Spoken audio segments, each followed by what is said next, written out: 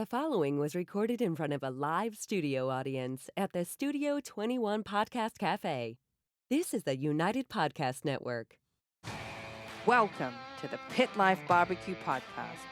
Join us around the pit as we talk all things barbecue. Now here is your host, Johnny Maggs. What's up, everybody? Coming to you live from the Studio 21 Podcast Café in Salem, New Hampshire. It's the Pit Life BBQ podcast where we talk everything barbecue and a lot of other topics that you normally talk around the pit. What is going on, Chrissy? Hi, bud. How you doing? Ooh, we're doing good. We are doing good. Cannot complain. Even though it's cold outside. Cold. It is not cold. You got extra insulation. I used to, but I don't anymore. So now I get cold a lot. Well, you should live in Australia, too. So Yeah, true. It used to be 120 on a regular day. Yeah, exactly. So, yeah, absolutely. No. All right. What's up, Matt Pereira, Chris Rosinski, Daddy Dutch? Pay up, sucker. Pay up, sucker. How's the Detroit Lions treating you there, Dutch? Dropped a mic on that one. He'll hang up. He'll start swearing, all types of stuff at me now. Anyway, we're going to have some fun today. We're going to have some fun. So today's episode is brought to you by Uncle Steve's Shake. You ever wonder why when your neighbor has a barbecue, there's a line of people trying to get in, but when you have one, not so much. Chris, any clue why? I keep forgetting to get me some of that Uncle Steve Shake, so they're using it and I'm not. That's right. Gosh. Uncle Steve's Shake, incredible lines, uses some of the finest ingredients in all his handmade shakes. He shakes them by hand, literally. Yeah. Literally. From his competition line to the original, to the Gator Shake, to the sweet dessert shake, and oh yes, don't forget the up-and-coming, extremely popular sauce with no name. Uncle Steve has incredible customer service. Are you having a stroke? I'm having something here. Something, no Uncle one panic yet. If you call, you're getting Uncle Steve. Yeah. He will even call you if he has a question on your order, just to make sure he doesn't screw it up and you get exactly what you're looking for. Yep. Check him out at UncleSteveShake.com, also on his Facebook group, Uncle Steve's Shake Nation, for giveaways, the extra deals, and all that. Uncle Steve's Shake. Shake some on everything.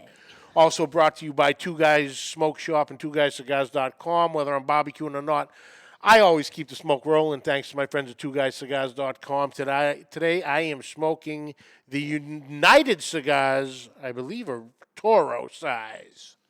Apparently this is a new one because they're usually box pressed. Yeah, this is the round. This is the round.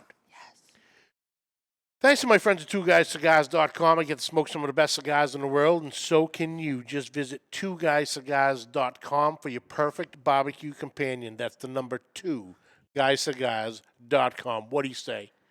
Nothing. You're lying. I just realized, is it Kent's fault you were having a stroke there for a minute? It could have been. He's got me all... He's like, I know it was you. Also brought to you by Backline Smokers and Backline Fabrication. Ryan Newland is building some of the craziest one-of pits coming out of Austin, Texas today, including my big rig, Miss Mary. Miss Mary. Ryan is an artist when it comes to metal fabrication.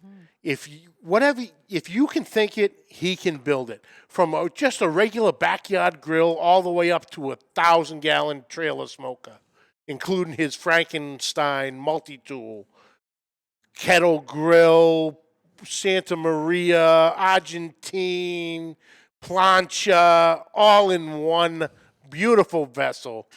Check them out at Backline Fab and Backline Smokers on all social medias. Backline Smokers, build what you want, not what you need. Also brought to you by Magna Chef Gloves and Freedom Gloves. Brother Alan Fonte knows a little something about fire management, being a Miami-Dade firefighter. He has designed these gloves for your protection.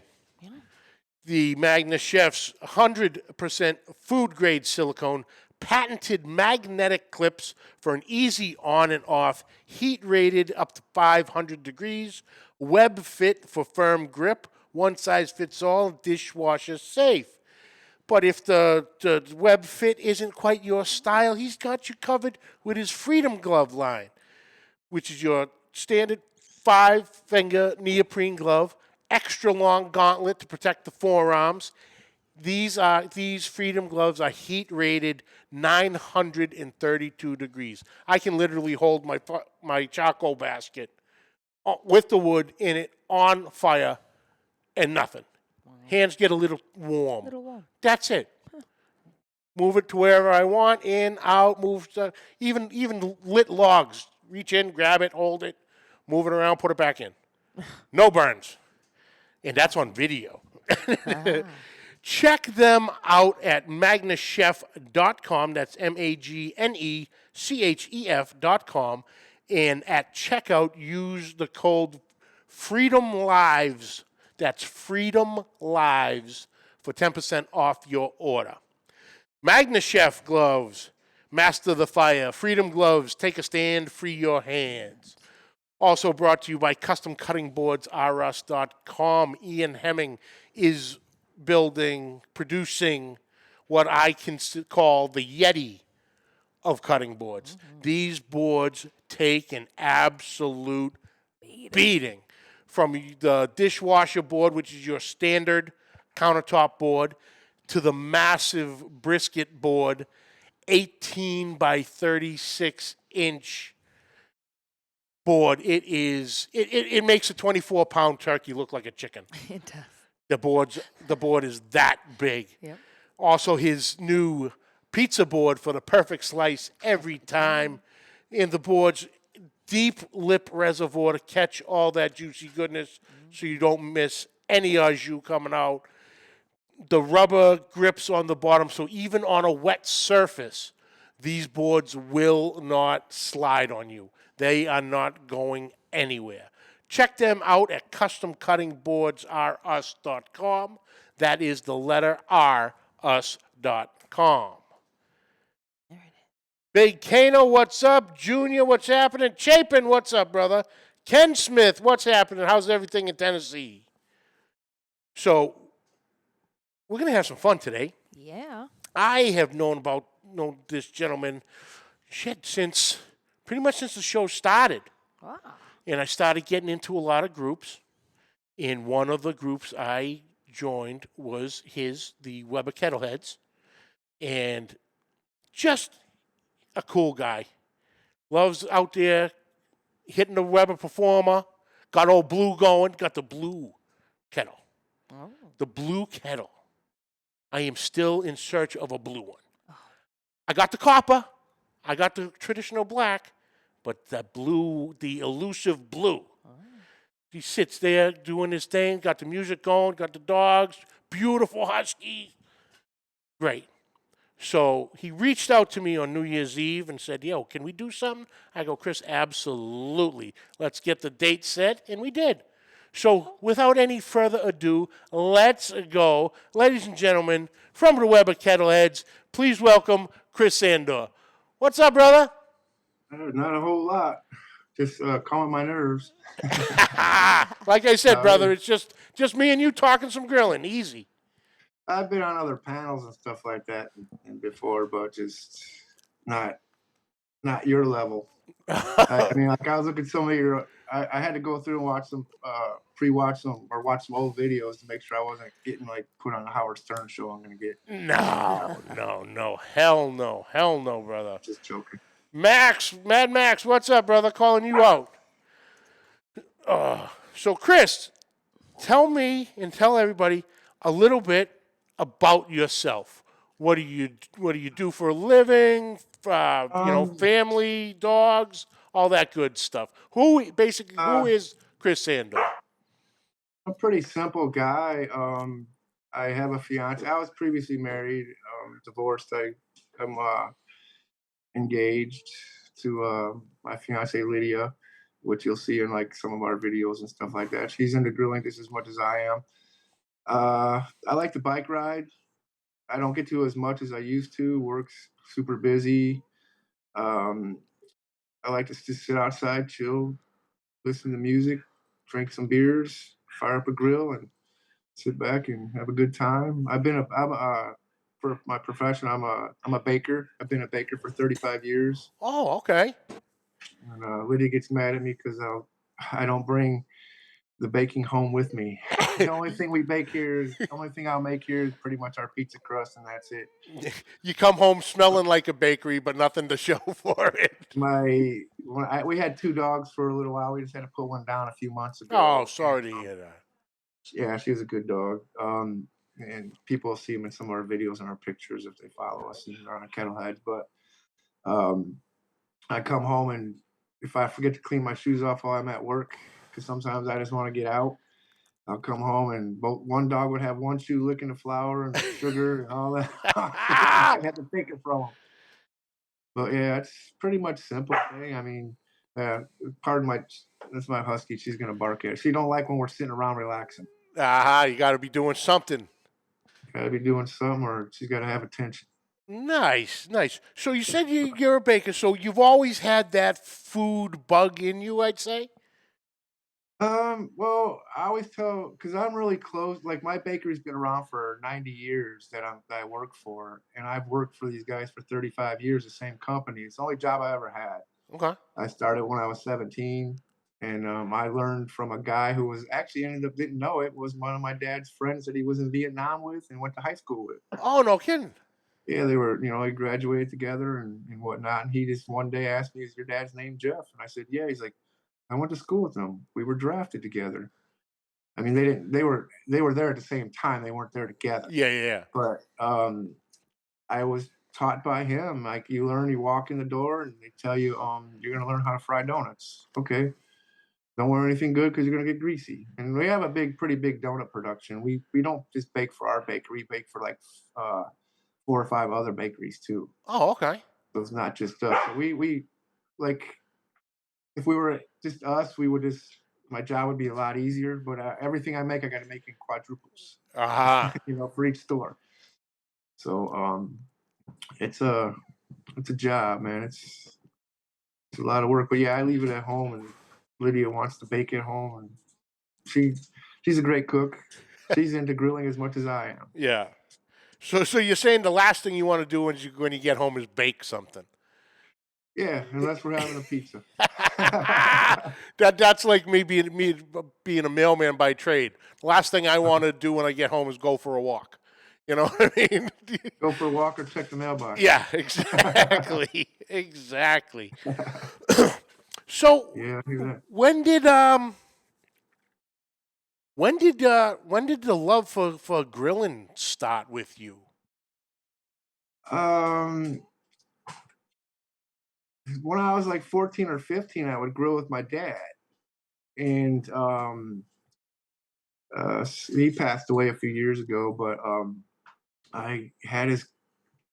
I wouldn't grill as much as I did until I started Kettleheads. I didn't start it myself. I started with Brock, but he had his kettle sitting on the side of the grill or side of the shed, and it was an old redhead. And I'm like, I want to get back into it. I was never out of it. I just didn't grill as often as I did. Mm-hmm. And I pulled that grill out, and I'm like, all right. That one hadn't been used in years, and I took the cover off, and it was in better condition inside than the ones I currently use.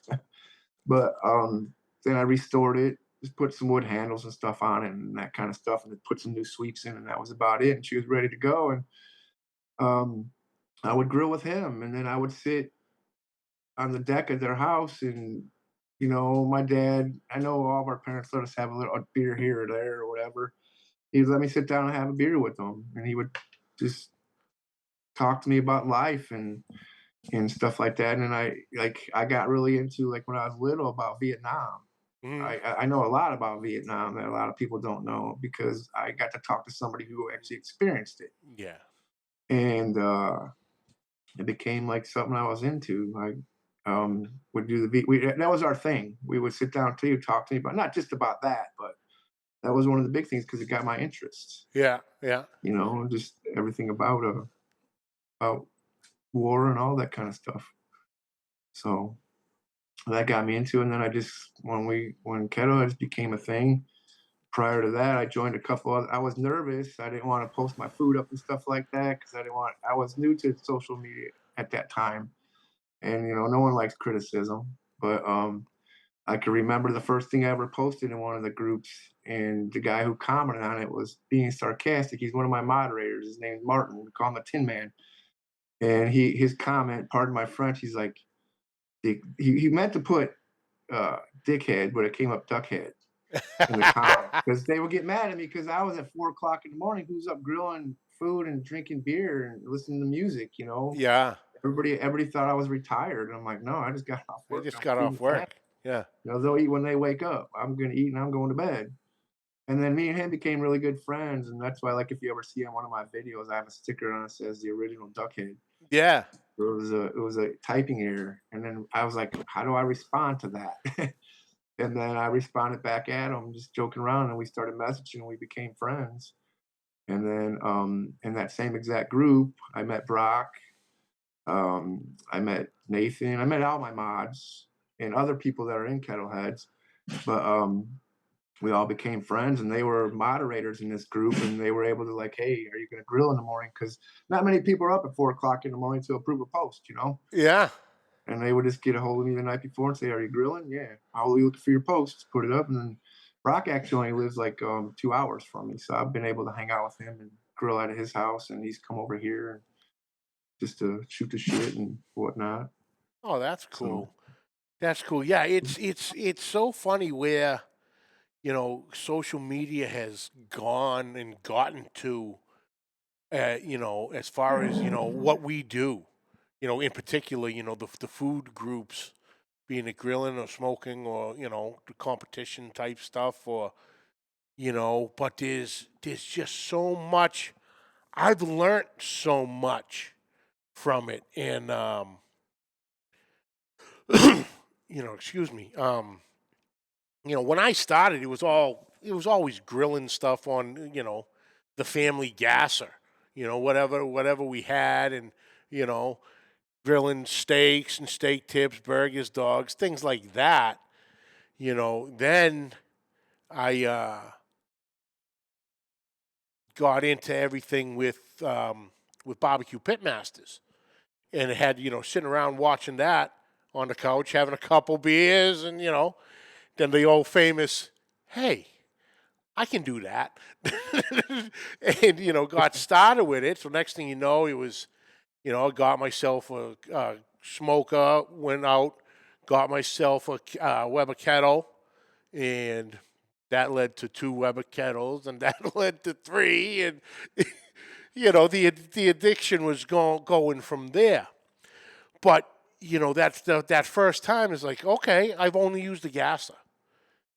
So here you are looking at my first kettle going, okay, how the hell am I going to, I know I got to do charcoal in here, and then you start hearing people, oh, a vortex or snake method and hot and cold side. And it's like, oh, wait a minute. There is more to this than it leads out to. This is right up my alley, yeah. And then like I said, the social medias really started taking off. And like I said, one of the first groups I found was the Kettleheads. And I joined and, looking at your stuff and everybody's and, okay, cool. I see what he's doing there. And, and I'm one to, like, take a picture and really dissect it. So you could have a steak on there. I'm looking past the steak. I'm looking at your charcoal configuration. Are you using baskets or are you not using baskets? Is it on this side? Is it there?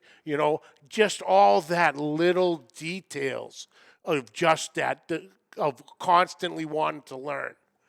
And it's, my hat's off to you guys for everything you built with Weber Kettleheads. It's one of the most popular kettle groups out there. And, you guys do a fantastic job with it. Like I said, it's been, going on. It'll be technically 5 years going into this summer since I've been involved in you're with us following. since day one. Yeah. Pretty right around there. And then I remember you sending me a friend request. And Yeah. and then when you started your, I wasn't like when you sent me like to join your YouTube. I wasn't into you. I didn't really follow YouTube. I was just still getting my feet wet with Facebook. Yeah. Not just get my feet wet with groups in Facebook. You know, I've been on Facebook for a long while, but I just wasn't. I didn't like the constructive criticism and stuff like that, and sometimes, and then you live and you learn. And one of my the best things about Kettleheads is when you get people that just come in and ask questions, that's the best thing. Yeah. I mean, like anybody, after 30, and the thing about it, we have a good mix of people, of beginners, and we'll call them pros, and they're all helpful. And everybody has a different way to get the same end result. And that's a cool thing. And then you see like months down the road, you're sitting there just be like, okay, this guy just started and then he's already picked it up and he's answering questions now, he's answering people's new questions and stuff like that. Yeah. So that's like really, that's the fun part about it. Yeah. The one question or one comment spurs the entire conversation. And I still learn. I learned from Brock when I was grilling back in the day. I used, I didn't use a meat thermometer. I didn't have a slow and sear. I didn't have any of that kind of stuff, a grill grates, anything like that. I just had the basic charcoal grill, and then just went by touch. Yep. Blood's coming out, flip it, give it a few minutes, and then sear it, and boom, you're done. Yeah. And then I get lucky every time. I guess it's called luck. I mean, you do it long enough, it's like riding a bike. Oh, yeah. You just figure it out. And then he got me, and get this, get that, get this, get that, before we were getting Kettleheads together. And I was buying all this stuff, and I'm like, do I really need this? And then I use it, and I'm like, I'm a big supporter of the slow and sear. I love it. Oh, yeah, they're great. I love it. I don't grill without one.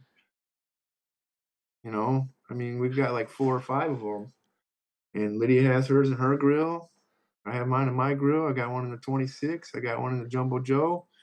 Got a couple more in a couple other spare grills. All right. My favorite. Because that was my next question was, with the Webbers and the kettles especially, it can come to quite the collection. What do you have in your collection? Like I said, I've always seen your Blue Performer. Yeah, my Crimson. I have I don't have a big collection. I just have I don't really collect. Like my oldest grill I have is the '89 Redhead. That was my dad's. And then he also had the original black, which he used more often than not. And then I just had the 2 Performers, the red and the crimson and the blue. I have a 26er. I have a copper. I have a spring green 22, the smoke 22. I had an ivory, but I gifted it to a good friend of mine when he came out to visit from New York. Oh, cool. I have the deep ocean blue. I think that's it. We downsized a little bit. I'm trying to talk Lydia to let me get a downsize so I can get a Summit. Oh, there you go. That's on the agenda for this summer. Sometimes it's easier to ask for forgiveness than it is permission. No, you know what? She's never once questioned any grill purchase. Like she goes online and finds spices for us to try. Yeah. Like I mean, her favorite. She's like, hey, I don't even have to ask. She'll be like, she'll go in the cabinet. And one of her favorite seasonings is the Jack Daniel's steak seasoning, and she'll order it up. And I'll be like, what's coming in the mail? She's like, oh, I ordered. We were low on this seasoning, so I got it. She likes Cosmo's seasonings, and I don't even have to check. They'll be in there the next day. Uh-huh. And I never had when I got her grill originally, the hardest color is fine is blue, right? One of the hardest colors back then. And the only way you get the Blue Performer was the crate and barrel. Well, I had someone I knew that could get it. I traded it, and I got it. And the next day she comes over. She's like, "What are you doing?" I'm like, "I'm on the deck putting her grill together." She's like, "You found one?" I'm like, yeah. She's like, it only took you a day. I'm like, yeah. And I put it together, and she's like, I picked blue because I figured you couldn't get it. It was just a funny Challenge story. accepted. Accepted. And defeated. Oh, And that's conquered. awesome. That's awesome. Uncle Steve, what's happening? Robert Rocha, what's going on, brother? So Smoking Goodest show. Welcome, brother. Thanks for tuning in. So, tell me about the birth of Weber Kettleheads. How did the idea come about? To start to create it. When this would be a little longer drawn on answer, but That's fine. Like I was explaining a little bit earlier when I was in that other group, um, that group got kind of bad, like as far as negativity. I mean, I used to have people in there, like when I would do people would post a post in there and say, I'm grilling a steak tonight. Okay, well, in my head, I'm thinking like, let me see that steak. Yeah. Take a picture of it. So I started posting pictures of just my food, and then I go like, you know what? Who doesn't drink beer when they grill or something? So I take a picture of my beer and my food, and then I'm like, you know what? Hell, why can't I do a video and play some music?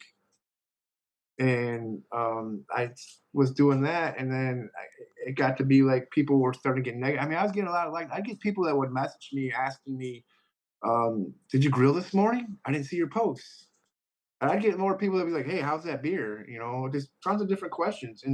And Brock and I were always in communication. Nathan and another one of my mods, Scott, we were just me and Brock talked. Brock's like, "Hey, start a group."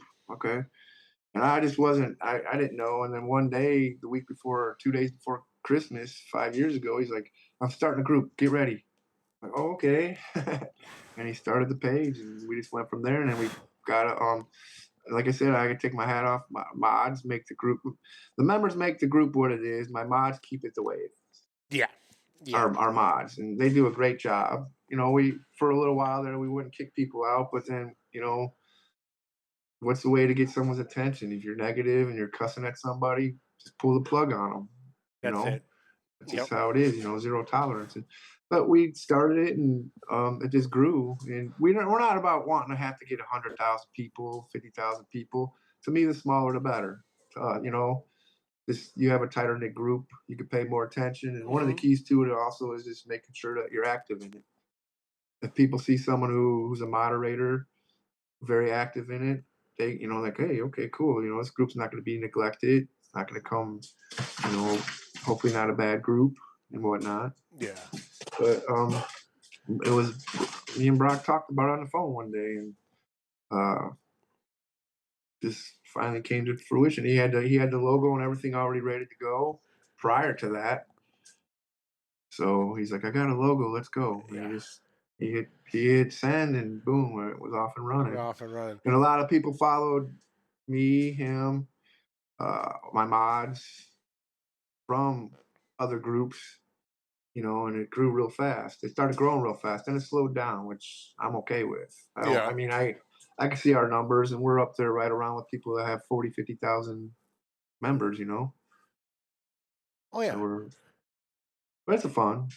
Oh, for sure. And like I said, it's time consuming. Oh, definitely. At first, now it pretty much runs itself, Well, we're not pre-approved, so you got to be approved to get, to get your post through.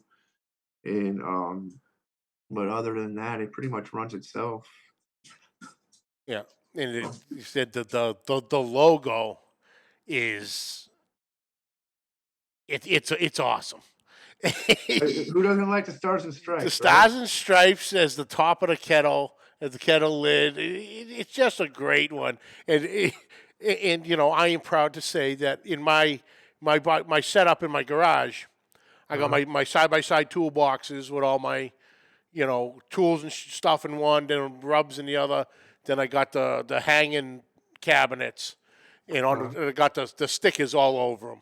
And the first one right in the middle, it is the Kettleheads, the oval Kettlehead sticker. So Kettlehead is well represented, center stage. You Thank you very know, much. but We appreciate it. like I said, it's everything you guys are doing with it. It is phenomenal, and especially with the kettle. Now, other than you were saying the memories of you growing up grilling with your dad, with his kettles.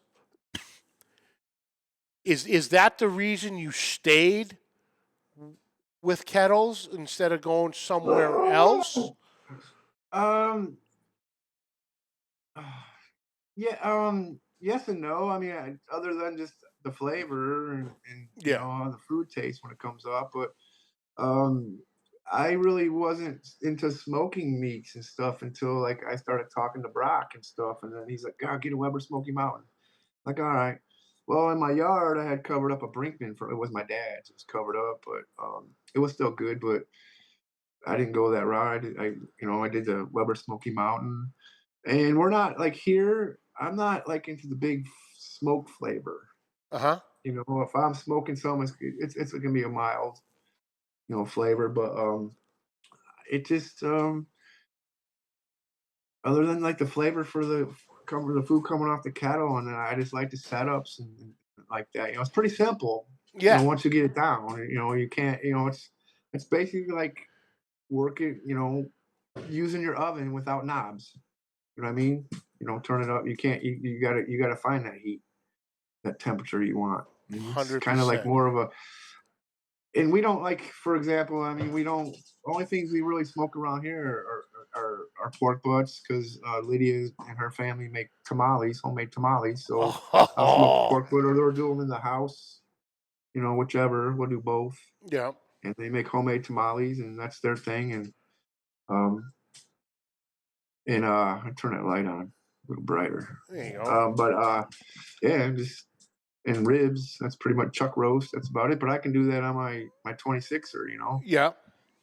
I mean, that's Weber's pretty much most versatile grill right there. Oh, 100%. The Weber kettle itself is is by in at least in my opinion, hands down, is the most versatile grill on the market today, and pretty much has always been. Because I will give a shout out, if you don't mind, real quick, to Dave Parrish at Slow and Steady. He's got a Yeah. pretty nice grill there. That's a really nice grill. It's got all the mods on it that you'd want to put on your Weber kettle. Yeah. I have one. He sent me one, and I got it together. I haven't been able to really use it yet, but I mean, it's got all the mods on it that you'd want to put on your Weber. Mm-hmm. He's got good products. For sure. Dave's a great guy, and but that whole shape just allows you so much. Oh yeah. You can go straight over the coals, or you can offset it. The snake method. On all my rigs. Between the grills and the smokers, how you just brought up pork butts. Yeah. I even still with the smokers I have, the best ones I've ever done were on the kettle. Oh yeah. With the snake method, just let it roll. Because you can get a good 8 hours on the snake method right around. Uh-huh. So it's just the flavor. What? Hi, everybody. I don't know why my name was just going boom, boom, boom, boom, boom. Sorry to interrupt. I just started laughing. You didn't have. Oh, okay. I'm like, what are you? I'm like, what did I do? All of there? a sudden, everyone's like, hi, Chrissy. I'm like, hi, Chrissy. what am I missing? We're talking kettles here. Jesus. I know. That's why I was laughing. I'm like, well, how did I come into the chat room? Sorry, everybody. Continue. But yeah, the best pork butts I've ever done was straight on the kettle, and it's a very forgiving meat because of the fat content. But just that nice slow burn you get on the snake method, it cooks itself really. Once you have that temperature dialed in, it'll sit there for days. And you wait for that stall, and then when the stall gets there, you wait to get through it. Other than that, it's pretty much set it and forget it. Yeah. As long as you can get dialed in, and then you got to factor in the weather. Like I'm in the Midwest, so I live like 5 minutes from Lake Michigan. If the wind's coming off the lake Mm-hmm. and it's snowing or whatever, we can get tons of snow, or it's gonna be cold, you know. But for the most part, I mean, I've never done the snake method. I've always used a slow and sear. Yeah. I've got it dialed into my 26er. I know where to set my settings and everything, you know. So I can just throw it in there, put a starter cube in the corner, and let it burn. Oh, 100%. It's very seldom, not very often. Sometimes you get, oh, dog got loose in the yard. She's gonna be out there for hours. She won't come in. Oh yeah, but it's just like I said. It's just one of the greatest grills out there. And like I said, whenever I found that you had the Weber Kettleheads group, I'm like, oh, let's go. You know, and it's everything there. So what are some of the craziest things you've ever cooked? Crazy things I ever cooked. I don't get too crazy. Or like Lydia does, like when we do soups and stuff like that. Some, you know, not normal soups. And she does all those. And but the craziest thing I ever cooked, I don't even know what to say. I mean, um, bacon wrapped pickles. I seen it one day on a video, and I took it and did it on Kettleheads, and everybody's like, "Oh, that can't be good." And then They're everybody started fantastic. trying it. It became a little crazy. I mean, I didn't come up with that idea. I seen Yeah. it somewhere else, gave credit there, and then people were like, "No, that can't be too good." I'm like, "Try it, you'll like it," you know. Oh yeah, And you know that sweet I and mean, like savory.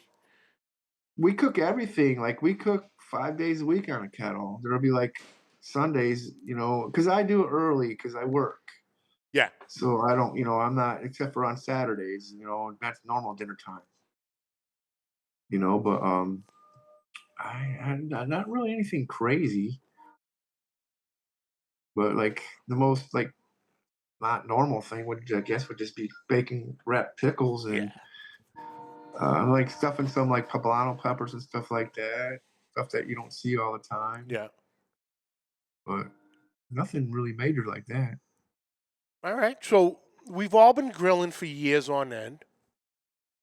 So there has to be ultimate successes, and there's always at least one ultimate fail. And there's usually Yeah, a hell of I a got. story that goes with that fail. So what do you got? You want to hear my epic fail? Yeah. Um, Lydia and I knew each other through high school. We've known each other since high school, and she had moved to Texas, and we didn't talk at that time. Then we started talking through Facebook, and then she moved back here, and she was a nurse in the hospital that my mom was in. So she became good friends with my mom. I didn't know this though at the time. And then she had messaged me, say, "Hey, you know, I'm your mom's nurse," and I'm like, "Okay." I didn't know that, you know. So it was kind of cool with that. Then she comes over for the first time, and um, I'm like, "All right, I'm gonna do this up real good. I got like 2 3-pound T-bones and baked potatoes and everything." Then we're outside listening to music, food's grilling. We came in, like, okay, I got to the steaks were at like 90 degrees indirect. Mm-hmm. So we come in the house, we put on some music, we have a beer, and she's like a half an hour later, she's like, I go, no, I go, "Hey, we might be ordering a pizza tonight." And she's like, "Why?" I'm like, "Because the steaks are still on the grill." And I go out there, and they were edible, but they weren't burnt because they were on indirect side, but they just weren't the likings that we like. Yeah. So it was funny. Oh, it I mean, happens. I've had other ones also, just like you forget about it. Something's on there. And then, like, that's why you see me it's easier for me to grill a 2-inch steak than a little one, you know. Uh-huh. I'm not going to fire up, I would, but I'm not going to fire up a grill, put it on there, blood comes up, sear it, boom, you're done. You know, I want to be able to at least have 2 beers while my food's cooking. There you go. Standards. You know, I like it. I like it. You know, you get your rules and one you while. stand by there. But we got a question in here from Oh. Mr. Andy Turner. Uh-oh. Chris, Mr. T. what's your favorite kettle? My favorite kettle? My favorite kettle is my Deep Ocean Blue, color-wise.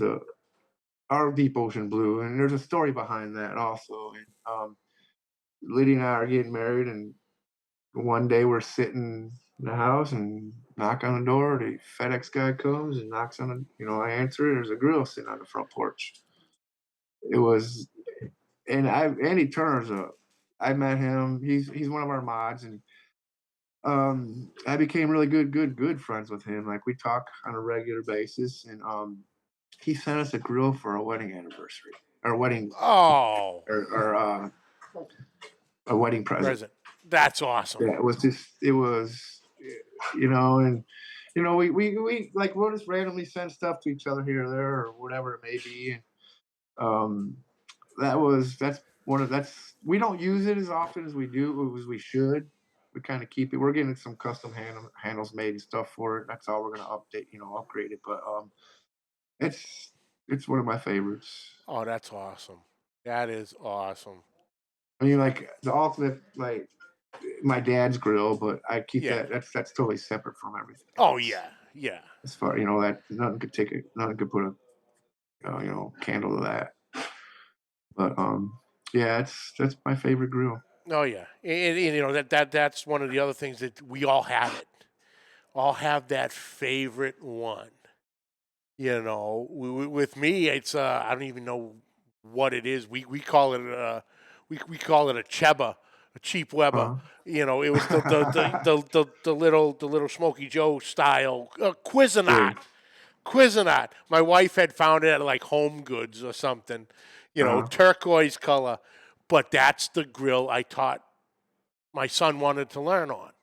Uh-huh. He wanted to learn how to grill. So he was too short to hit the regular kettle.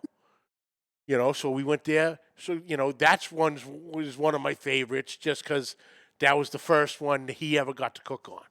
Yeah, it has that sentimental value. But, oh, man, that is awesome, brother. That is awesome. But, brother, like I said, it's just two guys talking grilling, and the friggin' time goes quick. Oh, yeah. You know what I mean? It goes quick. But, Chris, man, I thank you so much for, reaching out, and we got this going. Thank you for taking the time to join me, talk Weber, talk Kettleheads and everything today. Where can everybody find you social media-wise? Social media-wise, just on Facebook for the most part. I mean, at one point I want to start a Kettleheads YouTube page, and they're not, and just where all my mods and everybody has access to it, to where they can just put their stuff up on there and just, maybe not like do an interview show, just do like a video live or something. Just sit there and grilling and chilling and chatting with somebody or whatever it is that everybody chat. I just pretty much just on Facebook. Okay. I mean, that's my main thing. I have Instagram, but we have Instagram Kettleheads, but it's ran by a friend of mine. I'm really not on Instagram too often. Every blue moon you'll see me post something. That's pretty much about it. Just on Facebook. All right. Oh, I do have one last question for you. Oh. Because I know you enjoy your beers, Uh-huh. and you're always trying new things. If I was to go to my local liquor store right now, give me something to try. Give you something to try. See, craft beer wise, that's a hard question for me to answer, only because you don't have the same beers available to you as I do. But if you wanted something that I know is probably readily available to you, it should be on your shelves. A lot of people ask me what beer should I start out with. Well, that's another hard question because I like really hoppy beers.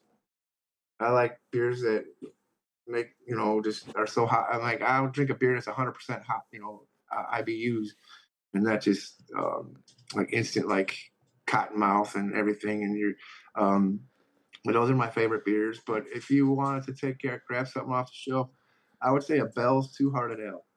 Bell's Two Hearted Ale. I started out on this Three Floyd's Alpha King. That's the first craft beer I ever had, like 8 years ago. My friend got me started on. I couldn't drink it because I just didn't like the bitterness, and then that just grows on you. Yeah. So like you can't just drink one of those beers. You got to try it a couple times, burn your taste buds in, and you're good to go. So, yeah, Bell's Two Hearted Ale is a good beer to start for people to start. It's got a little bitter hoppiness to it, but it's a good solid beer. Awesome. Because I live 5 minutes from Three Floyds, Okay. and that's a pretty popular brewery, and people request beers from them. But yeah, I'd go with that. Cool. Oh, Dan, you're gonna make me butcher your last name. Kinch, Kinch. And Kinch. Uh-oh. He says you need to chug one. Oh, no, To the last week. He's got to go to work. I got to work tonight at 8 o'clock. I had my one to calm my nerves. I'll take a nap. And But awesome, brother. Chris, man, like I said, thank you. Appreciate you taking time to join me today, man. I appreciate it. Thank you for letting me come on. It was fun. Oh, for sure. Keep doing the great work you're doing with Kettleheads, and can't wait to see what you cook next, brother. That'll be Saturday. All right, I'll be looking. Or actually, before then, probably Thursday. All right, we'll keep an eye out, brother. Thank you so much. Oh, thank you. All right, brother. Take care. Awesome, Chrissy. Yeah, such a great group. You know, it's all Weber. There's always people looking to help each other out in it. Yeah. It really is awesome, for sure. That's it. That's it. It goes quick, man. It does, especially when it goes you're quick, talking about such cool but it people. looks like there's something about to kick off in the room. So they're going to throw my fat ass out of here any second now. Oh, over there, yeah. Annual staff meeting at the cigar shop. Aha. So definitely got to go. It's going to get real smoky in here real quick. Yeah. Well, that's it for this week, folks. I'd like to thank you for joining us. Catch the audio wherever podcasts are found. Catch the video on Facebook and YouTube. On YouTube, hit that subscribe button, notification bell. You have it right there at your fingertips. Social media, find it at all the links listed down below. Questions or comments, please send them to Pit Life BBQ Podcast at gmail.com. Like always, subscribe, like, rate, and review. Hit that share button. Next week, damn it, it's gone the wrong way. What are you doing? I'm having issues, apparently, right? Matt Pereira. Ooh. Matt's Backyard Barbecue. Nice. All right. So that's going to be fun. Getting into the local guys. So we're going to have a good old time next week. But until next week, keep the smoke rolling. The views and opinions expressed by the hosts, guests, or callers of this program do not necessarily reflect the opinions of the Studio 21 Podcast Café, the United Podcast Network, its partners, or affiliates.